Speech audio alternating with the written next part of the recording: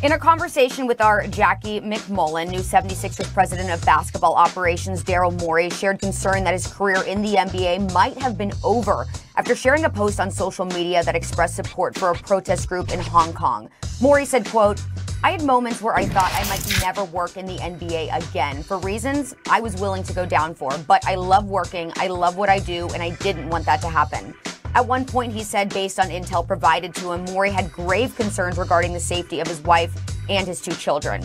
He said, "I was actually really worried about that. Luckily, I had access to different people who were assisting me with that and giving me advice on how to handle it. Hopefully, I've been able to get where we have some level of safety." Stephen A., how should we feel about Morey's comments? Well, first of all, you have to respect where he's coming from. His heart was clearly in the right place. Nobody's going to refute that. I think it's important to recognize this, though. And I said this earlier today with Max off the air, and I'm going to say it for public consumption. In this society right now, first of all, injustice anywhere is a threat to justice everywhere. We understand that. We get that. And we also understand the need for us to speak out, those of us who have a voice, those to speak particularly for the voiceless. And we get all of that. But there is this insatiable appetite that exists in our society today, particularly because of the advent of social media, where everybody got to be heard about everything. And sometimes we have to recognize the fact that that's not always the wisest decision to make, because there are repercussions that one must take into consideration. Now, if something is flying under the radar and it's quiet and attention and fervor needs to be brought to the situation because no one is speaking about it, that would be one thing. But when there are an abundance of people speaking on particular issues, it doesn't necessarily mean that others need to step out of their lane to speak on it too, because it's already being addressed. And we got to take those things into consideration. And we also have to take into consideration the rippling effect it could have on other people. Daryl Morey, I respect the hell out of this man. I'm happy he did not lose his job. I love Daryl Morey. His wife is a big General Hospital fan, Max. I'm very fond of the Moreys.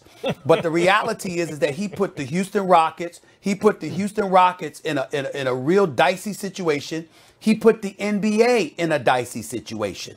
And he didn't take any of those things into consideration when he opened his mouth via a tweet.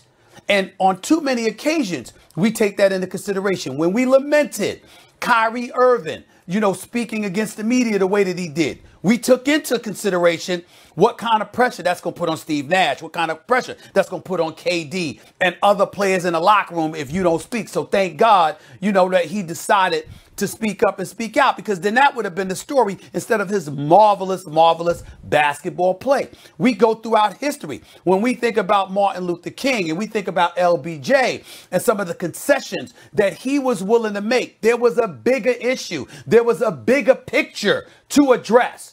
And getting everything you want, when you want, and then speaking out in the fashion that you want to speak out at that particular moment in time might have been counterproductive to what he was ultimately trying to accomplish. And on far too many occasions, Max, we have people who want to speak up and speak out because it's in their heart to do so.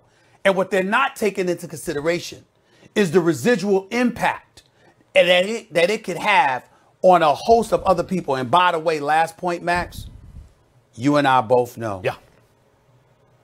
If a black executive had done what Daryl Morey did and had that kind of impact on the bottom line of the National Basketball Association and the Houston Rockets, you and I both know, in all likelihood, that black man would have been out of a job. Let's not forget that either. Throughout most times in history, I'm not sure about it this moment, but I agree generally that would have been the case. Let me just say, you've quoted Dr. Martin Luther King. Injustice anywhere is a threat to justice everywhere. In the end, we will remember not the words of our enemies, but the silence of our friends. Look, Daryl Morey's timing was not good because our guys were over there. I understand that, but and I appreciate your point, Stephen A. You don't have to wade into every single fight, right? But a lot of fights that are worth having involve inconvenience. You know, and reasonable people will tell you why all the reasons you shouldn't engage in that fight because of those inconveniences. Because it's going to cause a ripple effect, because it may affect this person or that person. Have you considered this? Have you not considered that? And with that inaction, you know, like if you allow that to kind of inform all your behavior and your action, or in this case, inaction, right? You don't do the thing, then injustice prevails. And to also quote Dr. Martin Luther King for a third time in this segment between the two of us, justice postponed or delayed is justice denied. And so I understand, like, don't wade into every fight, because sometimes the timing really is bad. And sometimes it's not just an inconvenience, but you may be endangering something that's important. And I also appreciate that. But Stephen A., if a righteous brother wades into a fight, maybe where the timing is off, but it's a righteous fight, I got you. I got him. And I'll sit here and say, no, wait a minute. All he said was freedom is good. And you know, oppressive communist regimes are bad. And even if the timing is off, I support Daryl Morey in that moment. And, you know, and so I appreciate what you're saying, because you're right. Social media gives everyone a platform, and everyone feels the need to chime in on every issue, and maybe they should think it through more. But if they wade in and they're righteous, Stephen A., I got their back. Well, listen, I got their back too, but it's not about that. I can have your back because you're righteous and your indignation is righteous. But that might not have been the smartest thing to do at that particular moment in time. On far too many occasions, we're focusing on the emotional, heartfelt, and very, very valid feelings and reactions of people, rather than focusing on a lack of strategic execution that they may have displayed. We've got to pay attention to that, because particularly as black people, to think that on so many occasions, I got news for you. On so many occasions where people are so quick to talk about our emotions, some of the greatest things that have happened in our history from a civil rights perspective and beyond is because things were strategically maneuvered in a fashion that would ultimately lead to the desired result. You got to use your head.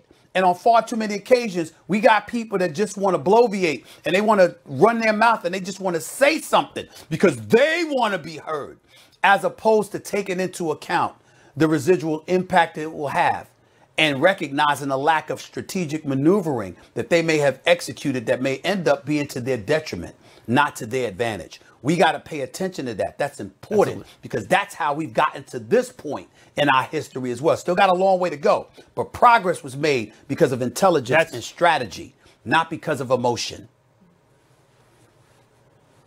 Yeah, I think that's you that's both a legitimate make really point. Strong points here. Sorry, Charlie. No, you want to? I was going to say that's a legitimate point, provided it's not used as an excuse to never act. That is a legitimate point. Totally. Okay, well, totally. Points being made on both of your sides here. Very strong points, gentlemen. We do have to